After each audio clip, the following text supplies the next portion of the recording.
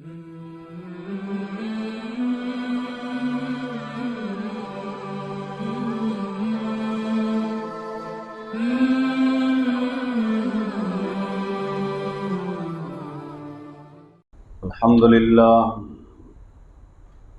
لله نحمده ونستعينه ونستغفره ونؤمن به ونتوكل عليه ونعوذ بالله من شرور أنفسنا ومن سيئات أعمالنا من يهده الله فلا مضل له ومن يضلله فلا هادي له ونشهد أن لا إله إلا الله وحده لا شريك له ونشهد أن سيدنا وسندنا ومولانا ومرشدنا محمدا عبده ورسوله أرسله بالحق بشيرا ونذيرا بين يدي الساعة أما بعد فأعوذ بالله من الشيطان الرجيم بسم الله الرحمن الرحيم لقد كان لكم في رسول الله أسوة حسنة وقال رسول الله صلى الله عليه وسلم إن أولى الناس بي يوم القيامة أكثرهم علي الصلاة أو كما قال عليه الصلاة والسلام إن الله وملائكته يصلون على النبي يا أيها الذين آمنوا صلوا عليه وسلموا تسليما اللهم صل على محمد وعلى آل محمد كما صليت على إبراهيم وعلى آل إبراهيم إنك حميد مجيد اللهم بارك على محمد وعلى آل محمد كما باركت على إبراهيم وعلى آل إبراهيم إنك حميد مجيد میرے محترم بزرگوں اور دوستوں، اللہ رب العزت نے ہم پر بہت بڑا احسان فرمایا ہے کہ ہمیں اللہ تعالیٰ نے انسان بنایا اور مسلمان بنایا اور نبی کریم صلی اللہ علیہ وسلم کی امت میں پیدا فرمایا۔ حضور نبی کریم صلی اللہ علیہ وسلم کا امتی ہونا ایک مستقل نعمت ہے جس کا ہم جتنا بھی شکر ادا کر سکیں وہ کم ہے۔ نبی کریم صلی اللہ علیہ وسلم کے امتی ہونے کا اعزاز حاصل کرنے کے لیے تو اللہ کے نبیوں نے دعائیں کی تھیں کہ اے اللہ ہمیں حضور نبی پاک صلی اللہ علیہ وسلم کا امتی بنا دے، تو صرف عیسیٰ علیہ السلام کی دعا قبول ہوئی۔ اللہ تعالیٰ ان کو اخیر زمانے میں بحیثیت حضور کا امتی دنیا میں بھیجیں گے۔ تو نبی کریم صلی اللہ علیہ وسلم کا امتی ہونا ایک عزت، شرف اور عظمت کی بات ہے۔ تو اس نعمت کا، اس احسان کا شکر کیا ہے کہ ہم نبی پاک صلی اللہ علیہ وسلم پر کثرت کے ساتھ درود پاک پڑھا کریں۔ نبی کریم صلی اللہ علیہ وسلم کے بارے میں اللہ نے قرآن کی آیت میں فرمایا، جو آپ پڑھتے رہتے ہیں، ان اللہ وملائکتہ یصلون علی النبی، بے شک اللہ تعالیٰ اور اس کے فرشتے یصلون علی النبی، وہ حضور نبی پاک صلی اللہ علیہ وسلم پر سلام، صلات، رحمتیں بھیجتے ہیں۔ یا ایھا الذین آمنوا صلوا علیہ وسلموا تسلیما، اے ایمان والو تم بھی حضور علیہ الصلوۃ والسلام پر صلات بھیجا کرو اور سلام بھیجا کرو۔ تو رحمت دو عالم صلی اللہ علیہ وسلم پر صلات و سلام پڑھنا اتنا اہم ہے، اتنا اہم ہے کہ اللہ پاک نے پورے قرآن میں کہیں بھی یہ نہیں فرمایا کہ اللہ تعالیٰ نماز پڑھتے ہیں تم بھی پڑھا کرو، یا اللہ تعالیٰ روزے رکھتے ہیں تم بھی روزے رکھا کرو، یا اللہ تعالیٰ فلاں کام کرتے ہیں تم بھی یہ کیا کرو۔ لیکن صلاۃ و سلام ایک ایسی عبادت ہے کہ اللہ نے پہلے اس کی نسبت اپنی طرف کی ہے، پھر ہمیں حکم دیا ہے کہ میں یہ کرتا ہوں تم بھی یہ کیا کرو۔ ان اللہ و ملائکتہ، بے شک اللہ تعالیٰ اور اس کے فرشتے، یصلون علی النبی، وہ نبی پاک صلی اللہ علیہ وسلم پر رحمتیں بھیجتے ہیں، صلات بھیجتے ہیں۔ اے ایمان والو تم بھی یہ کام کیا کرو، صلات پڑھا کرو، نبی پاک صلی اللہ علیہ وسلم پر سلام بھیجا کرو۔ اگر ہم دیکھیں تو کسی کے ساتھ جو محبت ہوتی ہے یا تعلق ہوتا ہے، یا اس کے حسن و جمال کی وجہ سے ہوتا ہے، یا اس کے کمالات کی وجہ سے ہوتا ہے، یا اس کے احسانات کی وجہ سے ہوتا ہے، اگر ہم حضور صلی اللہ علیہ وسلم کے حسن و جمال کو دیکھیں تو آپ علیہ السلام جیسا حسین و جمیل اللہ نے نہ پہلے پیدا ہوا نہ قیامت تک کوئی پیدا ہو۔ تو ساری کائنات کے حسن کو جمع کیا جائے، محمد کریم صلی اللہ علیہ وسلم کے حسن و جمال کو نہیں پہنچ سکتے۔ حضرت ام المومنین سیدہ عائشہ رضی اللہ تعالیٰ عنہ فرماتی ہیں کہ میری سوئی گم ہو گئی، تلاش کیا نہیں مل رہی تھی، تو رحمت دو عالم صلی اللہ علیہ وسلم تشریف لائے، کمرہ روشن ہو گیا اور میری سوئی مل گئی۔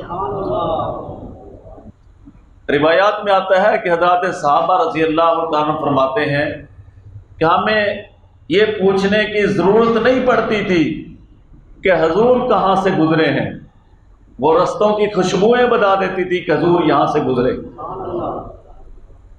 آپ حسن یوسف دم عیسیٰ ید بیزداری، آنچ خوبا ہما دارن تو تنہا داری، فرماتے ہیں کہ میں یوسف علیہ السلام کے حسن کو جمع کروں، ید بیضا موسیٰ علیہ السلام کے چمکتے ہوئے ہاتھ کو جمع کروں، اور تمام کائنات کے حسین و جمیلوں کو جمع کروں، سارے کائنات کے حسین و جمیل ایک طرف، محمد مصطفیٰ ایک طرف، اور نبی کریم صلی اللہ علیہ وسلم کے احسانات انسانوں پر کیا ہیں؟ آپ کے احسانوں سے صرف مسلمان مستفید نہیں ہوئے بلکہ کائنات انسانی، حضور تو حضور ہے، آپ کے غلاموں نے بھی جو قوانین بنائے آج پوری انسانیت اس سے فائدہ اٹھا رہی ہے۔ آج بھی آپ انگلینڈ میں جائیں تو عمر لاس کے نام سے حضرت عمر کے قوانین کو وہ لوگ فالو کر کے جو ہے وہ ترقی کر رہے ہیں، اپنے معاشروں کو سدھار رہے ہیں۔ جب حضور کے غلاموں کا یہ حال ہے تو حضور کا، یہ جو انڈیا کا بڑا تھا غالباً نہرو گاندھی، تو جب یہ پاکستان انڈیا بن گیا تو اس نے اپنے لوگوں سے کہا کہ تم ابو بکر صدیق اور عمر فاروق کے طریقے پر چلو، اپنے گورنروں سے کہا، بڑے بڑے لوگوں سے کہا کہ ان کے طریقے پر چلو۔ لوگوں نے کہا ہم ہندو ہیں اور آپ مثالیں مسلمانوں کے لیڈروں کی دے رہے ہیں۔ اس نے کہا کہ ہندوؤں میں کوئی ایسا لیڈر ہی نہیں ہے جس کو مثال کے طور پہ پیش کیا جا سکے۔ یہ اگر اللہ نے رہنما دیے ہیں تو مسلمانوں کو دیے ہیں۔ ایک بات یہ بھی یاد رکھے کہ بعض دفعہ کوئی ہندو، کوئی سکھ، کوئی مجوسی، کوئی انگریز حضور کی تعریف کر دیتا ہے، صحابہ کی تعریف کر دیتا ہے، تو ہم جو ہے نا اس کو بڑی ایک دلیل بنا لیتے ہیں، اور جی فلاں ہندو نے حضرت عمر کی تعریف کی ہے۔ ایک ٹیکنیکل میں آپ کو ایک چیز بتاتا ہوں، ایک کتاب لکھی گئی ہے، اس کا نام ہے 100۔ اس میں انہوں نے 100 ایسے آدمیوں کا ذکر کیا ہے جو دنیا میں بڑے بڑے لوگ تھے، اور اس میں حضور صلی اللہ علیہ وسلم کا نام بھی ہے، حضرت عمر کا نام بھی ہے، 100 کے نام سے یہ کتاب ہے، دنیا کے بڑے 100 رہنما۔ تو اب ظاہر ہے کہ جو آدمی اس کتاب کو پڑھے گا، دیکھے گا یا سنے گا تو کیا تاثر آئے گا اس کے دل میں کہ جناب بہت اچھا آدمی ہے، بڑا انصاف والا یہ بندہ ہے جس نے یہ کتاب لکھی ہے۔ مسلمان نہیں ہے لیکن اس کے باوجود مسلمان رہنماؤں کے نام پہلے لکھے ہیں، یہ تاثر آئے گا نا۔ تو یاد رکھیں، اگر اس نے یہ کام کیا ہے، اگر وہ حضور کا نام نہ لکھتا کتاب میں، حضرت عمر کا نام نہ لکھتا کتاب میں، تو کیا یہ معتبر نہیں تھے اس کتاب کے بغیر؟ یہ تو اس کتاب کے بغیر بھی پوری انسانیت کے رہنما ہیں۔ یہ نہیں ہے کہ وہ کتاب لکھی گئی تو سند مل گئی ہے، لیکن انہوں نے یہ کیا کہ 2 آدمی مسلمانوں کے ڈال کے مسلمانوں کے دلوں میں باقی 98 کا احترام پیدا کر لیے کہ جب یہ ہمارے رہنماؤں کے بارے میں غلط نہیں کہہ رہا تو یہ 98 کے بارے میں بھی غلط ہے۔ یہ ٹیکنیکل بات سمجھ آ رہی ہے آپ کو؟ اس طرح یہ یہود و نصارہ جو ہے چالیں چلتے ہیں، اور جو معلومات وہ اس میں دیں گے حضور کے بارے میں یا حضرت عمر کے بارے میں، وہ بھی مستند نہیں دیں گے۔ لیکن 2 بندے ہمارے ڈال کے انہوں نے اپنے 98 بندوں کو کیا کر لیا؟ اعتبار والا بنا لیا۔ ہندوستان میں ہمارے بزرگ تھے تو اس کانگریس اور بڑے بڑے رہنما آپس میں ایک دوسرے سے ملتے تھے۔ ایک کانگریس کا لیڈر تھا، وہ اسلام کی بڑی تعریف کرتا تھا، اسلام میں یہ اچھائی ہے، اسلام میں یہ اچھائی ہے، اسلام میں یہ خوبی ہے، اسلام میں یہ خوبی ہے۔ اب کچھ مسلمان اس کو لے کر ایک بزرگ کے پاس چلے گئے، اور جو بزرگ تھے ان کا بھی بڑا اثر و رسوخ تھا، لوگ ان کی بات کو مانتے تھے۔ اب یہ چاہتے تھے کہ یہ بزرگ ہماری حمایت کریں تاکہ ہم اس علاقے سے ووٹ لے سکیں، یہ علاقہ ہماری حمایت کر دے۔ اب اللہ والے تو اللہ والے ہوتے ہیں۔ اب یہ بزرگوں کے پاس اس کانگریس کے لیڈر کو لے کے چلے گئے، کہتے تھے یہ کانگریس کے لیڈر ہیں اور اس علاقے سے الیکشن لڑ رہے ہیں اور بہت اچھے آدمی، اور مسلمانوں کے حق میں واجب سبحان اللہ، انہوں نے تو حضور کی تعریف کی ہے، حضرت عمر کی تعریف کی ہے، قرآن کی تعریف کی ہے، فلاں مسلمانوں کے عمل کی تعریف کی ہے۔ وہ اللہ والے سنتے رہے۔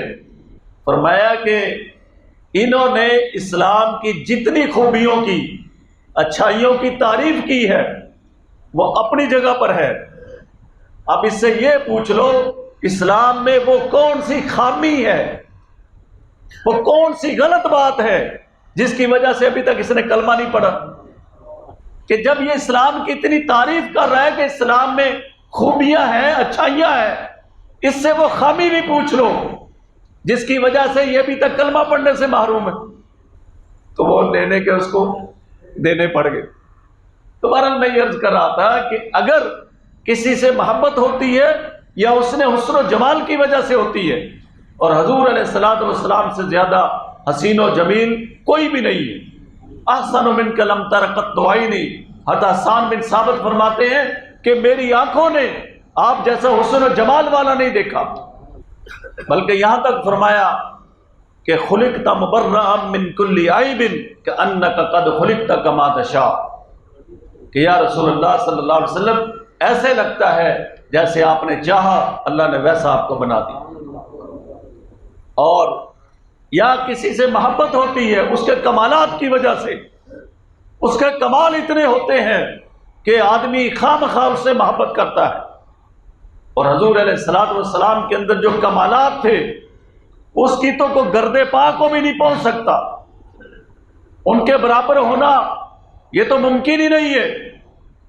آپ علیہ الصلوۃ والسلام کے کمالات یہ تھے کہ رحمت دو عالم صلی اللہ علیہ وسلم نے مسلمانوں کیا انسانیت کو ایک منشور دیا۔ کس کس بات کا ذکر کیا گیا؟ آپ علیہ السلام کے معجزات دیکھو۔ ایک مرتبہ حضور علیہ السلام صحابہ کے ساتھ سفر میں تھے، تو نبی پاک صلی اللہ علیہ وسلم کے پاس لوگ آ گئے اور آپ علیہ الصلوۃ والسلام سے کہنے لگے یا رسول اللہ صلی اللہ علیہ وسلم ہمارے پاس پانی نہیں اور ہزاروں کا لشکر تھا، ہمارے پاس پانی نہیں ہے، کیا کریں؟ تو نبی پاک صلی اللہ علیہ وسلم کے پاس تھوڑا سا پانی تھا، تو آپ علیہ السلام نے اپنی مبارک انگلیوں اس میں رکھ دی، آپ کی مبارک انگلیوں سے پانی کے چشمے پھوٹ پڑے، لوگوں نے پیا، لوگوں نے برتنوں میں بھر لیا، لیکن پانی ختم نہیں ہوا۔ کسی نے پوچھا کہ آپ کتنے تھے؟ فرمایا کہ لاکھوں بھی ہوتے تو یہ پانی ان کے لیے کافی ہو جاتا۔ کائنات میں کوئی ایک بھی نہیں ہے جس کی انگلیوں سے چشمے پھوٹے ہیں، کائنات میں کوئی ایک بھی نہیں ہے کہ جو اتنا حسین و جمیل ہو کہ اس نے اس کے حسن کی وجہ سے، اس کی خوبصورتی کی وجہ سے سوئی بھی نظر آ جائے۔ اور آپ علیہ الصلوۃ والسلام کے یہ کمالات صرف دنیا تک محدود نہیں ہیں، قیامت کے دن لواء الحمد کا جھنڈا حضور کے ہاتھ میں ہوگا، ساری ابن آدم کے جو سردار ہوں گے وہ رحمت دو عالم صلی اللہ علیہ وسلم ہوں۔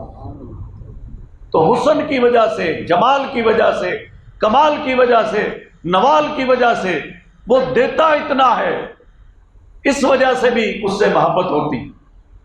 کسی نے کہا کہ حاتم طائی بڑا سخی تھا، اس کے گھر کے 14 دروازے تھے، جس کو جو ضرورت ہوتی تھی وہاں سے اسے مل جاتا تھا، ایک آٹے والا دروازہ تھا، ایک چاول والا دروازہ تھا، ایک فلاں دروازہ تھا۔ تو جواب دینے والے نے کہا کہ ہمارے نبی کا ایک ہی دروازہ تھا، جو بھی ضرورت ہوتی دوسرے دروازے پہ جانے کی ضرورت نہیں پڑتی تھی، ہمارے حضور اتنے سخی تھے۔ تو نبی کریم صلی اللہ علیہ وسلم کے احسانوں کا حق یہ ہے کہ آقا علیہ الصلوۃ والسلام پر کثرت سے درود پڑھا جائے۔ یہاں یہ سمجھے کہ اگر ہم حضور علیہ السلام پہ درود پڑھیں گے تو اس سے ہمارا ہی فائدہ ہے۔ نبی پاک صلی اللہ علیہ وسلم کو جو اللہ تعالیٰ نے عظمتیں اور شان عطا فرما دی ہے، جو آپ علیہ السلام کا اللہ تعالیٰ نے مقام بنا دیا ہے، وہ تو ہمارے گناہ گاروں کی وجہ سے یہ نہیں کہ وہ مقام بنا ہے، وہ تو اللہ کے ہاں پہلے سے طے شدہ ہے۔ لیکن جب ہم حضور پہ درود پڑھیں گے تو ہمارا اپنا فائدہ ہوگا، ہمیں اپنا فائدہ حاصل ہوگا۔ ایک مثال لکھی ہے تاریخ میں کہ ایک دیہاتی جو ہے وہ بادشاہ سے ملنے آیا اور راستے میں دریا آتا تھا، وہ دیہاتی اور اس کی بیوی آ رہے تھے، انہوں نے کہا کہ ہمارے پاس گھڑا تو ہے، یہ دریا کا پانی بادشاہ کے لیے لے جاتے ہیں۔ پتہ نہیں بیچارہ بادشاہ شہر میں رہتا ہے، کبھی دریا کا پانی پیا ہوگا کہ نہیں پیا ہوگا۔ وہ خیر بادشاہ کے پاس وہ گھڑا پانی کا بھر کے لے آئے۔ بادشاہ نے پانی کا گھڑا دیکھا، کہنے لگے بھائی اس کا کیا مطلب ہے؟ کہنے لگے بادشاہ آپ وہ دیہاتی تھے، کہنے لگے بادشاہ آپ شہر کے رہنے والے ہیں، ہم نے سوچا پتہ نہیں کبھی اتنا صاف اور دریا کا پانی پیا ہوگا کہ نہیں، اس لیے ہم لے کے آئے۔ تو بادشاہ نے کہا اس کا پانی لے لو اور اس کے جو ہے وہ برتن کو اشرفیوں سے بھر دو۔ لوگوں نے کہا حضرت یہ کوئی بہت بڑی چیز لے کے آیا ہے، فرمایا کہ وہ تو اپنی سمجھ کے مطابق لائے ہیں نا، لیکن اب دینا تو میں نے اپنی بادشاہی کے مطابق۔ تو میرے محترم بزرگوں اور دوستو، اب پانی کی بادشاہ کو کیا کمی ہے؟ وہ تو جو ہے وہ دریا کا چھوڑ وہ منرل واٹر بھی اس کے لیے جو ہے نا وہ لائن لگی ہوگی، لیکن وہ دیہاتی اگر پانی لے کے آیا تو فائدہ کس کا ہوا؟ اس دیہاتی کا ہوا کہ اس کا گھڑا جو ہے بادشاہ نے اشرفیوں سے بھر دی۔ تو یاد رکھیں، ہم جو حضور علیہ السلام پر درود پڑھتے ہیں، یہ نہ سمجھا جائے کہ ہم حضور پر احسان کرتے ہیں، بلکہ یہ سمجھے میرا اپنا فائدہ اسی میں، میرا اپنا فائدہ اسی میں ہے کہ میں نبی پاک صلی اللہ علیہ وسلم پر درود پاک پڑھوں۔ آپ کے احسانوں کا حق یہ ہے، آپ کے حسن و جمال کا حق یہ ہے، آپ کے امتی ہونے کا حق یہ ہے کہ میں حضور علیہ الصلوۃ والسلام کے ساتھ اپنی وفاداری کا اظہار کروں کہ یا رسول اللہ میں آپ کا وفادار ہوں، یا رسول اللہ صلی اللہ علیہ وسلم میں آپ کا غلام ہوں، میں اس لیے آپ کا درود کے تحفے پیش کرتا ہوں کہ میں آپ کا وفادار ہوں، میں آپ کا غلام ہوں۔ اس لیے سے میرے بھائیوں درود پاک پڑھا جائے نبی پاک صلی اللہ علیہ وسلم کہ میری محبت، میری وفاداری کا اظہار حضور علیہ الصلوۃ والسلام کے ساتھ ہو۔ اور یاد رہے کہ حضور علیہ السلام نے خود درود پڑھنے کی ترغیب دی ہے، اللہ نے بھی اور اس کے نبی نے بھی۔ حضور علیہ السلام نے فرمایا من صلی علیہ مرتن واحدتن صلی اللہ علیہ عشرہ، جو آدمی میرے اوپر ایک مرتبہ درود پاک پڑھتا ہے اللہ پاک کی اس پہ 10 رحمتیں نازل ہوتی ہیں۔ صلی اللہ علیہ وآلہ وسلم کہے رحمت دو عالم صلی اللہ علیہ وآلہ وسلم فرما رہے ہیں جو میرے اوپر ایک مرتبہ درود پاک پڑھتا ہے اللہ رب العزت کی 10 رحمتیں اس پہ نازل ہوتی ہیں۔ اور ایک حدیث میں آتا ہے کہ 10 رحمتیں نازل ہوتی ہیں، 10 گناہ معاف ہوتے ہیں اور 10 درجے بلند ہوتے ہیں ایک مرتبہ درود پاک پڑھنے سے۔ اور فرمایا کہ حضور علیہ السلام نے من صلی علیہ صلاۃ واحدۃ صلی اللہ علیہ 10 صلوات وحطت عنہ 10 خطیات ورفعت له 10 درجات۔ اور جو بھی مجلس ہو، ہم کسی مجلس میں بیٹھیں، محفل میں بیٹھیں، تو نبی پاک صلی اللہ علیہ وسلم نے ارشاد فرمایا کہ وہ مجلس قیامت کے دن حسرت کا باعث ہوگی، وبال کا باعث ہوگی، جس کے اندر میرے اوپر درود نہ پڑا جائے، اللہ کی تعریف نہ کی۔ تو ہماری کوئی مجلس ایسی نہ ہونی چاہیے جس میں حضور پر درود نہ ہو۔ اور حضرت شاہ ولی اللہ رحمۃ اللہ علیہ کے والد فرماتے ہیں ادم الصلاۃ علی النبی محمد صلی اللہ علیہ وآلہ وسلم، کہ حضور علیہ السلام پر ہمیشہ درود پاک پڑھا کرو۔ ادم الصلاۃ علی النبی محمد فقبولها حتما بدون تردد، الدعاء بین القبول وردها الا الصلاۃ علی النبی محمد، کہ حضور علیہ السلام پر ہمیشہ درود پاک پڑھا کرو کیونکہ یہ ایسی دعا ہے جو کبھی رد نہیں ہوتی۔ درود پڑھا اس کی قبولیت میں اب کوئی شک نہیں ہے، کوئی بھی دعا مانگی جائے وہ قبول بھی ہو سکتی ہے اور رد بھی ہو سکتی ہے، الا الصلاۃ علی النبی محمد، مگر جو حضور پہ درود پڑھا جائے وہ کبھی بھی رد نہیں ہوتا۔ اس لیے بزرگان دین نے ایک طریقہ لکھا ہے کہ جب بھی کوئی آدمی دعا مانگے، اپنی حاجت مانگے، اپنی ضرورت کا اللہ تعالیٰ سے سوال کرے، اللہ تعالیٰ کی حمد و ثنا کے بعد حضور پر درود پڑھے، پھر درمیان میں اپنی دعا رکھ دے اور آخر میں پھر درود پاک پڑھے، انشاءاللہ وہ دعا بھی قبول ہو جائے۔ اللہ پاک بڑے سخی ہیں، ایسا نہیں ہوگا کہ درمیان والی شروع والی بھی دعا قبول ہو جائے، اخیر والی بھی دعا قبول ہو جائے اور درمیان والی دعا قبول نہ ہو۔ فرمایا کہ ایسے طریقے سے دعا مانگا کرو۔ اور پھر قیامت کے دن ہر آدمی یہ چاہتا ہے کہ مجھے حضور علیہ الصلوۃ والسلام کا قرب نصیب ہو، میں زیادہ سے زیادہ حضور کے قریب قیامت کے دن مجھے جگہ ملے۔ قیامت کے دن کے جو عظمت والے، شان والے اور مہمان خصوصی ہوں گے ساری کائنات کے لیے، وہ حضور علیہ السلام ہوں گے۔ آج اگر کوئی ہمارے بازار میں وزیر آ جائے، وزیر اعظم آ جائے، تو اگر ہماری کرسی اس کے قریب لگ جائے تو ہم کتنا خوش ہوتے ہیں کہ بھائی اتنا بڑا لیڈر تھا، دیکھو میں اس کے پاس بیٹھا تھا۔ لوگ تصویریں بناتے ہیں اور جناب پھر گھروں میں لٹکا لیتے ہیں۔ تو وہ آدمی کتنا خوش نصیب ہوگا جس کو قیامت کے دن نبی پاک صلی اللہ علیہ وسلم کے قریب ہونا نصیب ہوگا، حضور کا قرب نصیب ہوگا۔ رحمت دو عالم صلی اللہ علیہ وسلم نے اس کا طریقہ بتایا، اول الناس بی یوم القیامہ اکثرہم علیہ صلاۃ، قیامت کے دن سب سے زیادہ میرے قریب وہ آدمی ہوگا جو میرے اوپر کثرت سے درود پاک پڑھتا ہوگا، جو میرے اوپر کثرت سے درود پاک پڑھتا ہوگا وہ قیامت کے دن میرے قریب ہوگا۔ اور درود پاک کس کس طریقے سے پڑھنا ہے یاد رکھیں۔ حضور علیہ الصلوۃ والسلام کا ایک مبارک درود ہے، آپ علیہ السلام نے فرمایا کہ میرا جو امتی مجھ پر یہ درود پڑھے اور یہ دعا مانگے تو قیامت کے دن میں اپنے قریب اس کو بٹھاؤں گا اور اس کے لیے میری شفاعت واجب ہوگی۔ اس کے لیے میری شفاعت کیا ہوگی؟ واجب ہوگی، یعنی اس کو میری قیامت کے دن شفاعت نصیب ہو جائے گی۔ اور ہمارا عقیدہ اور ایمان ہے کہ جس کو نبی پاک صلی اللہ علیہ وسلم کی شفاعت نصیب ہو گئی اس کو جنت کا ٹکٹ مل گیا۔ اور مختصر درود کون سا ہے؟ اللہم انزلہ المقعد المقرب عندک یوم القیامہ، فرمایا وجبت لہ شفاعتی، جو شخص درود کے یہ کلمات پڑھے، اللہم انزلہ المقعد المقرب عندک یوم القیامہ تو وجبت لہ شفاعتی، حضور علیہ السلام نے فرمایا میری شفاعت اس کے لیے واجب ہو جاتی۔ اللہم انزلہ المقعد المقرب عندک یوم القیامہ۔ تو درود پاک کا اہتمام کرنا چاہیے، اور جو سب سے افضل درود ہے وہ جو ہے وہ نماز والا درود پاک، اللہم صلی علی محمد وعلی آل محمد کما صلیت علی ابراہیم وعلی آل ابراہیم انک حمید مجید، اللہم بارک علی محمد وعلی آل محمد کما بارکت علی ابراہیم وعلی آل ابراہیم انک حمید مجید۔ اور حدیث میں آتا ہے کہ اللہ کے فرشتے ہیں سیاحین فی الارض، جو زمین میں چلتے پھرتے رہتے ہیں، اور جہاں بھی درود پاک پڑھا جاتا ہے وہ درود کو لے جاتے ہیں اور حضور کی بارگاہ میں جا کے پیش کر دیتے ہیں۔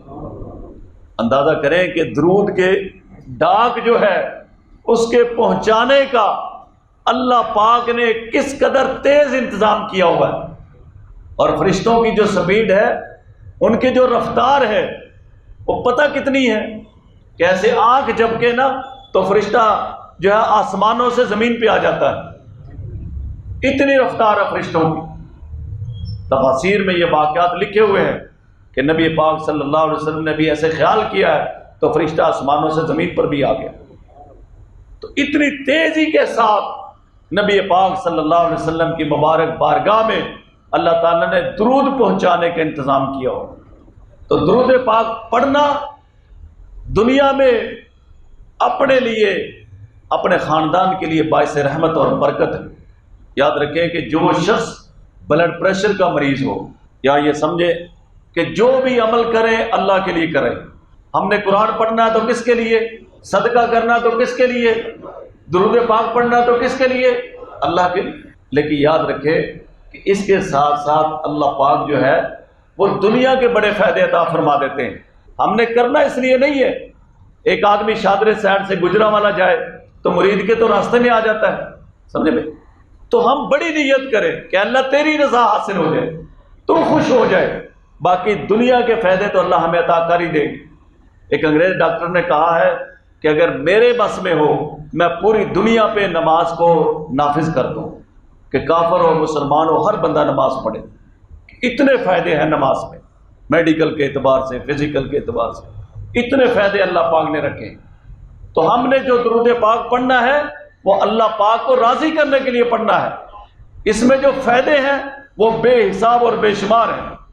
تو ایک بزرگ فرما رہے تھے کہ جو شخص بلڈ پریشر کا مریض ہو وہ کثرت سے درود پاک پڑھے، انشاءاللہ اس کو یہ بیماری سے افاقہ ہو جائے گی، کیونکہ درود پڑھنے سے اللہ کی رحمتیں نازل ہوتی، صرف ایک مرتبہ پڑھنے سے 10 رحمتیں نازل ہوتی۔ تو جہاں پہ رحمت ہوگی تو وہاں پہ جو قہر اور غضب ہوگا وہ رخصت ہو جائے گا، کتنا فائدہ ہوگا۔